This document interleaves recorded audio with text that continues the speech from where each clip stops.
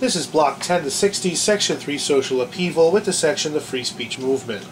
At the University of California, Berkeley campus, a protest erupted over the university's kind of policies for a new building. A protest erupted over kind of what the university was supposed to be in the first place. And this is the first large student demonstration of the 1960s. The demonstrators fought that University of California, Berkeley was, you know, it was and is the jewel of the University of California system. It's the most elite institution in the University of California system. And the students there were, you know, middle class, upper middle class students. And the college wanted to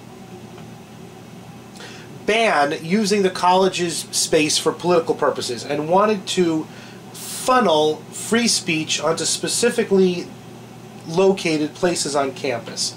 And the campus, you know, the protest against these things started slowly, and it soon grew momentum, and it attracted radicals from all over the country. You know, people that had nothing to do with UC Berkeley all of a sudden started showing up at UC Berkeley and joined forces with people at UC Berkeley to protest against what they called the megaversity.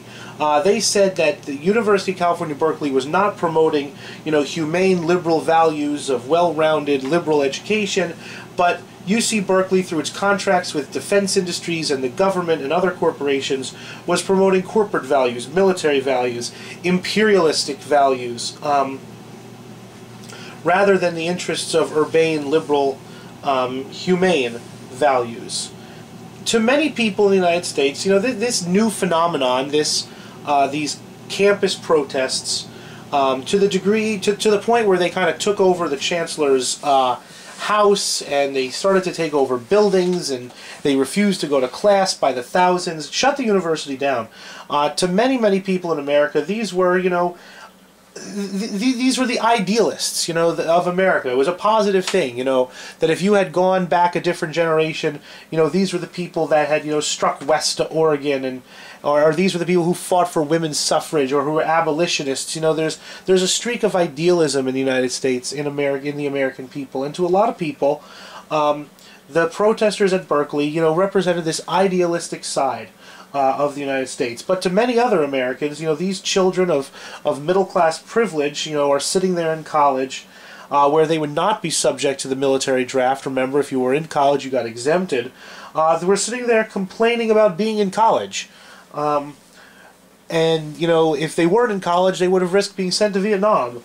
And for the people who were sitting there protected in college to be complaining about college, to a lot of Americans, seemed to be incredibly hypocritical, and was a sign that American culture had taken a big step backwards.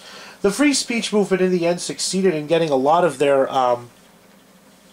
demands met, and it set the tone that, you know, these sorts of protests would soon be erupting all over the United States as radicals took over college campuses, took over the offices of the president, the home of the president, and demanded changes in the way the universities were run.